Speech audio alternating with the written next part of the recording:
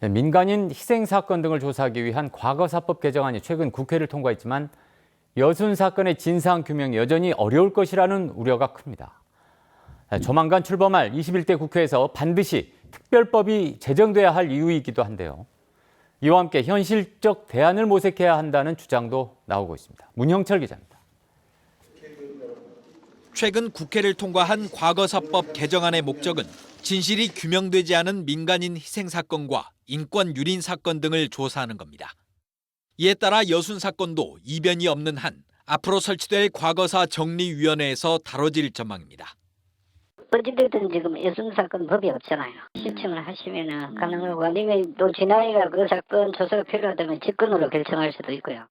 하지만 위원회가 담당할 사건이 워낙 많고 한정된 활동 기간과 인력 등의 한계로 여순 사건의 진실을 밝히기에는 역부족이란 의견이 지배적입니다. 실제 지난 2006년 출범했던 제1기 과거사 정리위원회도 정확한 희생자 수조차 파악하지 못한 채 활동을 마무리했습니다. 별도의 여순 사건 특별법이 반드시 필요한 이유입니다. 전국의 민간인 집단 학살 사건이 1222개 사건이나 되다 보니까 조사 인력과 예산 이 부분들이 절대적으로 부족하기 때문에 민주당이 단독특별법으로 해서 당론과 당안을 가지고 강력하게 추진하는 것이 다만 여순 사건 특별법에 대한 사회적 공감대가 여전히 부족하고 야당과 보수 진영에서 개정된 과거사법을 핑계로 특별법 제정에 반대하면 21대 국회에서도 법안이 표류할 수 있다는 우려가 나오고 있습니다.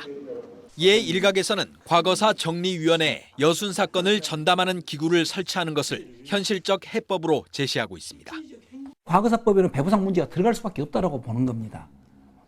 근데 우리만의 개별적인 특별법을 만들 때는 배부상 들어가기가 쉽지 않습니다. 소위원회를 별도로 두고 그렇게 해서 여순을 전담적으로 조사를 한다면은 제2기 과거사 정리위원회가 이르면 연말부터 활동에 들어갈 예정인 가운데 여순 사건 특별법 제정의 구체적인 추진 전략과 진실 규명을 위한 현실적 해법에 대한 공론화가 더욱 시급해지고 있습니다.